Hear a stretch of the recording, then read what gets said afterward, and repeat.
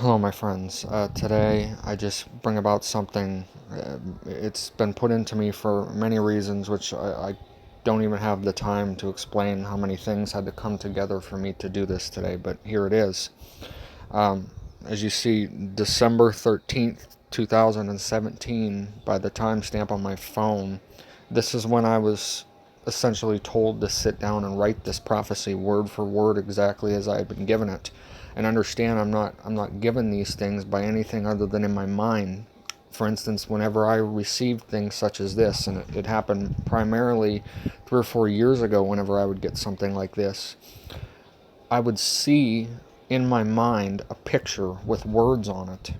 And I don't know what the words are other than I can look at them. I can't even explain how to do it. But anyway, this is what I was shown to write: 50 here, 50 there. Suddenly a wound is opened, and through death will be resurrection. Look, all of the people gathered to point fingers at each other. What are they all pointing for? As the rifle is loaded in the streets, they have taken up arms against their brothers, children, women, men, all wounded by the sword. Those who live by the sword shall also die by it. Flee to the mountains, O daughter Israel. Your enemies surround you and are even inside of you. Lament, O children, O Israel. Look upon them and light your candles of salvation, which will not be extinguished. You, house of David, though your residence has fallen, not a hair from your head will be removed. As the house is divided and destroyed, so shall its heart pulse and raise the stones which have been removed. The Lord declares his decree. The lofty hills she has proclaimed her throne on, figuratively called Egypt, rulers of Babylon, the great eagle, the United States. And this prophecy just suddenly came back to me yesterday. And I look at what is happening in America at this very moment in time, where there's 50 here and 50 there. Just last night, for instance, in Wisconsin, you had another shooting of a black man who was being followed by the police, and he ran to the car to either get something out of it. I don't even know the story, but either way, the police officer shot him 7 times, and then after this occurred, there was a huge riot in of all places, somewhere like this, and they, made their fires and burnt down buildings and looted and did all of these things like they've been doing in places like Portland and California. It's now come even to the Midwest, even to the East. There is literally in the country 50 here and 50 there. That's how I know this is the moment for it. It is completely divided straight down in half. The prophecy says, suddenly a wound is open, and through death will be resurrection. You can look at everyone and what they're doing out there. Everybody in the world, they're all pointing their fingers at each other, and they're blaming everybody else for their problems. And this word goes on to say that as the rifle is loaded in the streets, they take up arms against each other, and that there will be a massacre. And that those who are out there participating in this massacre from any side of it, they will also die by participating in it. So there's a decree for the people of this nation to flee into the mountains, to leave those cities, those places of destruction, and go away from them, because nothing but destruction is going to come into them. The prophecy goes on to say, lament the children of Israel, and look not at these things, but lament of them, be sorrowful for them. That is your mercy for them. Your candle remains lit while theirs is extinguished. The house of David, one of the Messiah, the one which has the power to defeat death and resurrect, that is the one that, though it looks as though in the world it has fallen, the Lord is coming to redeem it in the very next moment.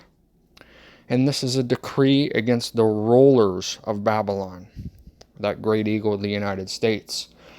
So not only is it a decree for the people in the streets, but also those in charge of the streets.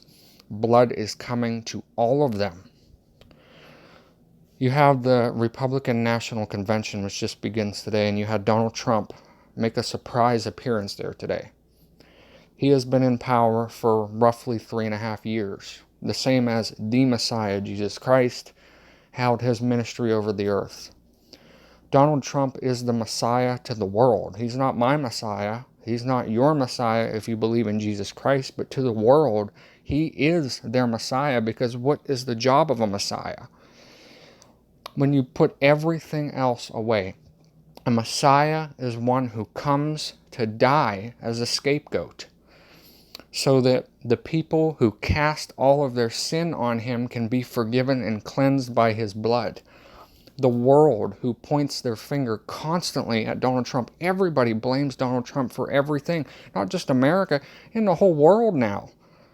He has become the scapegoat to this world as they hold on to his words and hang on them night and day, looking for something that he says or does to condemn him for it, because all of this they see on themselves, but they push it onto him. He is the Messiah to the world. He is the scapegoat. And this decree was also for the rulers of this nation.